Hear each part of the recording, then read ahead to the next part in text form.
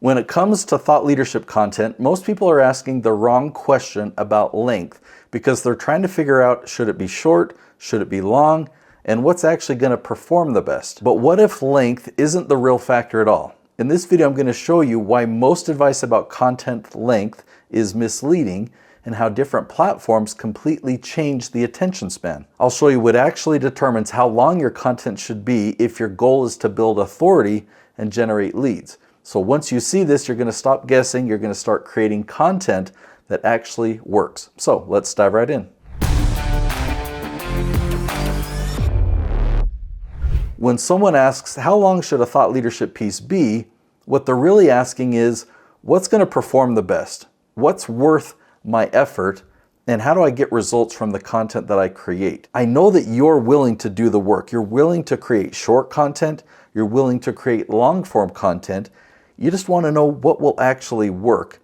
And this is where people get confused. They think that attention span is about the topic, but it's not. It's actually about the platform. Now, every platform has a different environment. If you're on TikTok or Instagram, people are scrolling, they're swiping, they want quick bursts of entertainment or quick insights. That's the environment there. Now compare that to something like Netflix or Disney Plus or Amazon Prime. When someone is in that environment, they're ready to watch a 43-minute episode or a 2-hour movie. That's the expectation of those platforms. You don't pop popcorn when you're on Instagram. Now, if you sat down and turned on Disney Plus and all you watched was a 4-minute Pixar short, you wouldn't feel satisfied. You wouldn't say, oh, that's what I came here for, and then leave.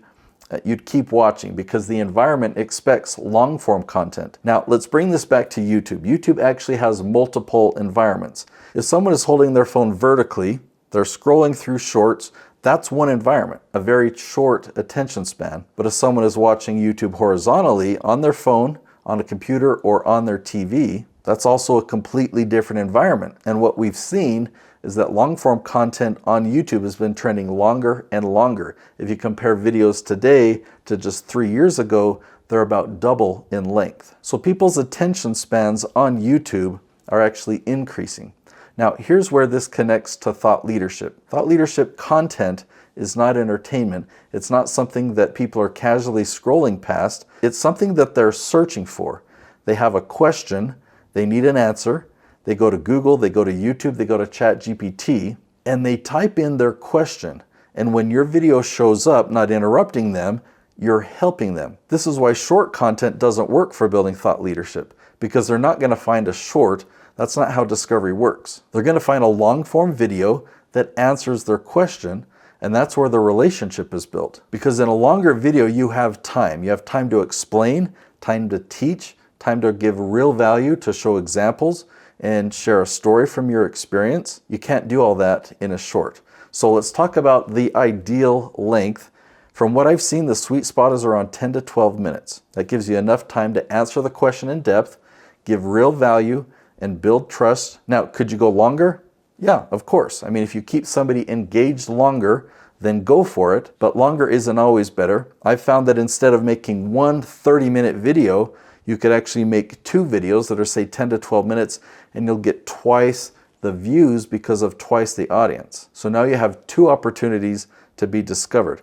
Now, 10 to 12 minutes, that's the average. You might have some videos that are 5 to 7 minutes long. You might have other videos that are 15 to 20 minutes long, but shoot for that average of 10 to 12 minutes. Now, ideally, people aren't just watching one video, they're watching multiple, and you can actually guide that. You can say, now that you understand this, you're probably asking this next question, and you send them to the next video. So you're building a sequence, and the more content people watch, you're building a relationship.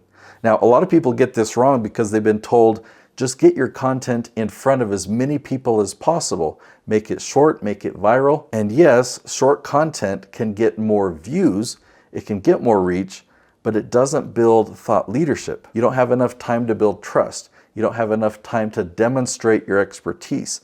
And what you end up doing is becoming an entertainer. You've seen the content. There's fast music, quick cuts. There's an impressive dance move, and they put some thought leadership text on the screen. Maybe it's a strong opinion, but it's not answering a real question that somebody is searching for. And because of that, it doesn't position you as the authority. So when you're wondering how long should a thought leadership piece be, it's not about picking a number, but it's about understanding the environment, understanding the intent, and giving yourself enough time to actually answer the question. So this typically means 10 to 12 minutes. If you want to understand why this works and what this actually leads to, then I want you to watch the next episode. It's called What Are the Benefits of Personal Branding? This is one of the most helpful episodes you can watch to really understand how to grow your thought leadership. You can expect in that episode to have a paradigm shift because what I teach is probably very different than what you've heard before. Once you see it, it'll become very clear. I'll see you there.